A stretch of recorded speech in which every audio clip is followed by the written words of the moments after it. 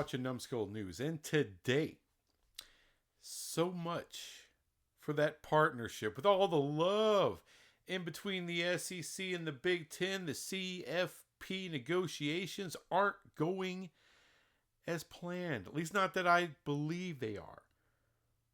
The Big Ten wants that 4 automatic qualifiers.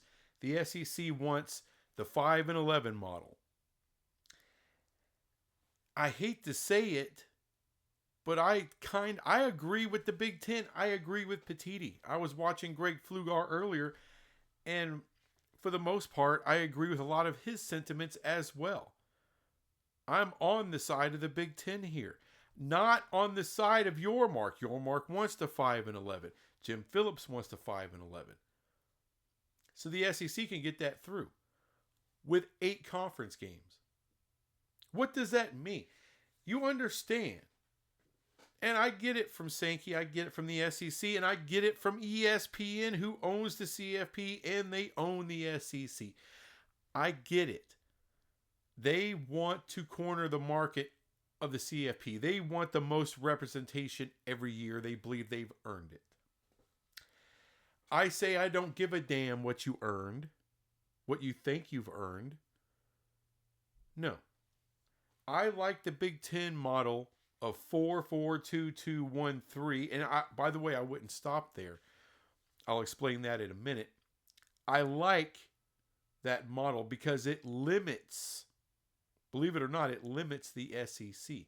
You can stay at 8 games if you want to, Punk, in that model. That's fine. But you won't see years of the SEC getting 7 or 8 freaking teams into the CFP. 5 and 11 with 8 conference games, you can see that happen with the SEC. They're incredibly deep. And the media is on their jock like no one else's business, even when they shouldn't be. Last year, 5 and 11 model last year, they would have had 6 teams in on a freaking down year, y'all. A year where it wasn't so hot. May have been a fun year for SEC fans. Some. And ultimately, I would like all of these spots to be decided by play-in games, even the at-larges. I would like the Big 12 and the ACC, their number 3 teams, to play each other for the right to have a 3rd spot in the CFP, to take one of those at-larges. One of them goes to Notre Dame. If Notre Dame doesn't get in, I think a 4-team, little mini 4-game tournament of G5 schools, and the winner gets that at-large bid, and you have 2 G5s in when Notre Dame can't get in. And I think Notre Dame should have to win at least should have no more than 2 losses. If they catch a 3rd loss, they're disqualified from the tournament since they don't have conference championships or any of that. They're independent. So that should be their criteria. And I am perfectly down for the SEC or the Big Ten to get a 5th spot, but they have to play each other in order to get it. So that way all 16 spots are filled with what? With conference records, right? So the rules of the SEC, the rules of the Big Ten, the Big 12, the ACC, whoever, those conference rules on how everybody's seated in your conference, not a committee, but on the conference level, will determine who gets into the tournament and who has the right to play to get into the tournament. It's the best way to handle it. And like I said, it limits the SEC. But Sankey can probably push this through with support from Yormark, with support from the ACC, and probably support from the group of 5 as well. Now, because here's the thing. The overwhelming control of the CFP from 2026 and beyond is the Big Ten and the SEC. However, it's not 50% each. You still have little small voices beneath them. And if you can get them on your side, it's kind of like when there's a stalemate, when there's a stalemate in Congress. The Speaker of the House can break the stalemate. That's why that position is important. It's kind of the same thing. So the combined ACC, Big 12, Group of Five, they are kind of like a Speaker of the House. They could break the tie. So Sankey can probably get his way here. Now, I think the Big Ten would go along and vote for it if the and Ross Dellenger talked about this. If the SEC goes to 9 conference games, because now it makes it a little harder to pad everybody's stats with wins against whatever multi-directional Little Sisters of the Poor school in the middle of the country. So we'll see what happens there.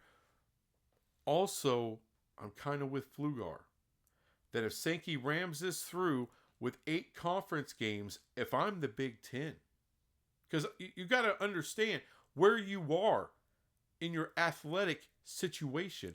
The SEC is just deeper than you. They are. They can get way more representation in the CFP than you. So what do?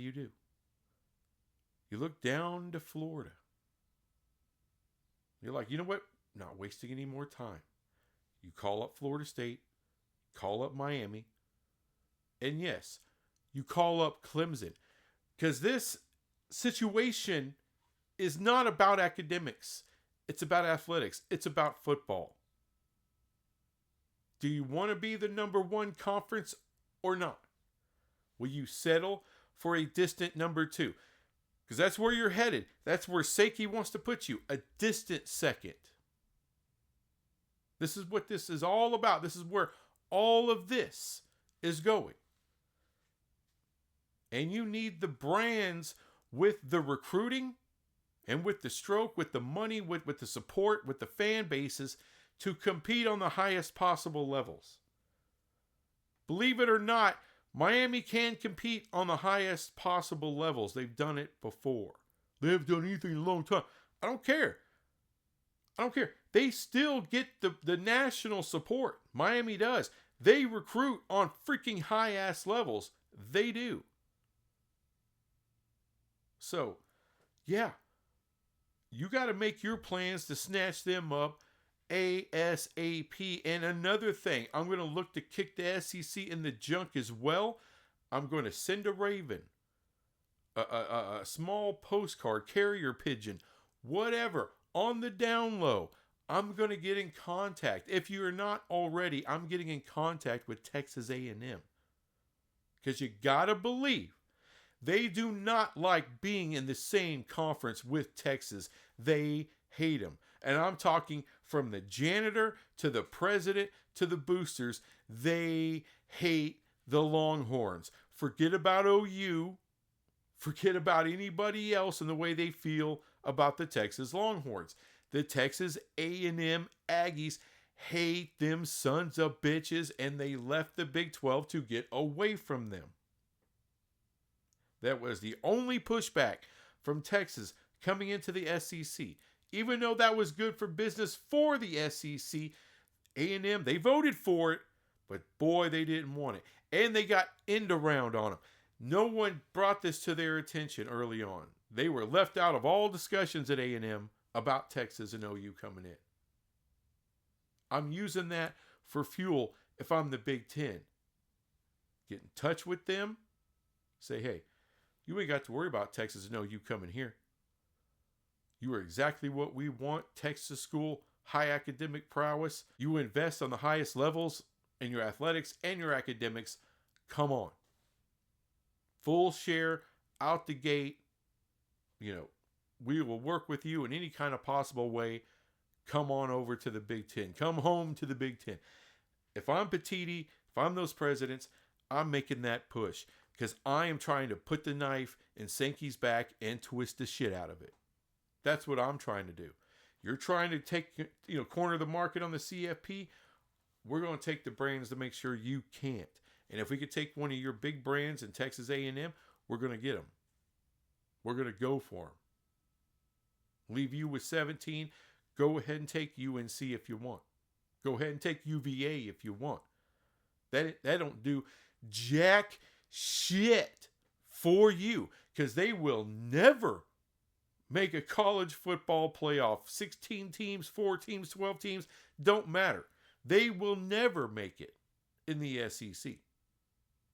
So if you're the Big Ten, forget about UNC, forget about UVA, anybody else who doesn't have the prowess to make the college football playoff, who doesn't have the recruiting, the investment, the boosters, the support.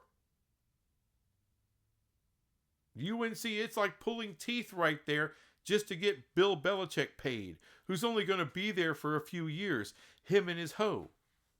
So, look, Big Ten, maybe it's time for you to step up.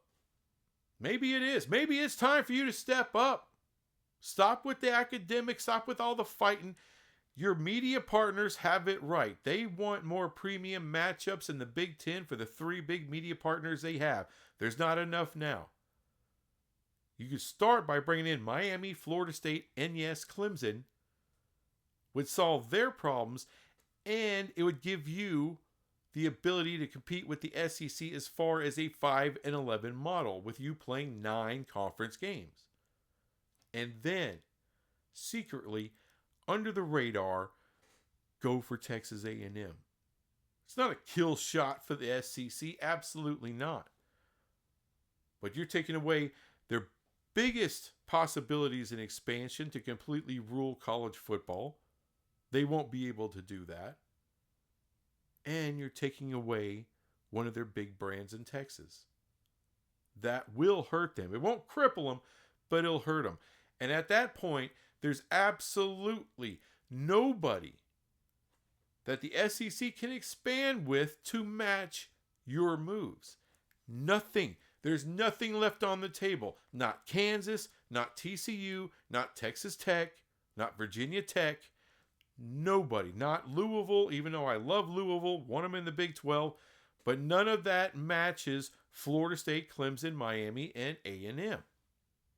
Now, I've often said, don't go to 20. They won't go to 20. But those media partners will absolutely pay for 22 spots if they're the football brands with the prowess that those 4 have. Yeah, they'll pay for that. They'll overpay for that. Just a little food for thought, if you ask me. The 5+11 model that your Mark said he wants, ACC wants, and now Greg Sankey wants, it's a red herring. It's a Trojan horse. Your Mark and Sankey are dumbasses for going along with it. I mean, what are you going to get? Are you going to get a scheduling agreement with the SEC for your support? Okay. Yeah, alliances work so well in college football. It's dumb. I think it's a big mistake by our commissioner, who I really like our commissioner. I like your Mark. I support him on most of his stuff. This one, not so much. It's a bad idea. Petiti and the Big Ten have it right. Now, if they can get past some of their elitist academic stuff and go for football, go for the football dominance. I'm not saying you can't pressure them into spending more on academics. Possibly, maybe one day getting into the AAU. But don't focus on that right now. You got to go for the throat if you're the Big Ten. If this gets pushed through with the SEC with 8 conference games instead of 9, that's a big problem. It's a big problem, and you shouldn't get past it. You got to react to it. And I'm a Big 12 fan, but I'm kind of on the Big 10 side here. To me, the 4 automatic qualifier, that whole thing, that limits the 2 big conferences a lot. You will never see them with 7 or 8 teams in the CFP. With a 5+11, you're going to see it. You're going to see it. And you will have Big 12 teams who deserve a shot at the CFP, and they won't get it. You'll see ACC teams. You can see a 10-2 Louisville left the hell out. 10-2 Miami left the hell out. Why? Because we got to put in an SEC team in. Oh, the criteria that Sankey wants for the committee to use. He'll make damn sure that it fits the narratives of the SEC and benefits them and them alone. That's what he's there for. That's what ESPN wants Sankey to do. That's what the presidents of the SEC want Sankey to do. And your Mark and Phillips are idiots who are falling for it. It's what it is. So we'll see what happens. But all this talk of Big Ten, SEC, oh, working together, they're going to rule the universe together. No. Not going to happen. There can only be one. Greatest conference in all of college sports. So who's it going to be, Petiti? Might very well be the SEC. Anyway, thanks for watching this crap. I'll be back with some more crap later. Bye.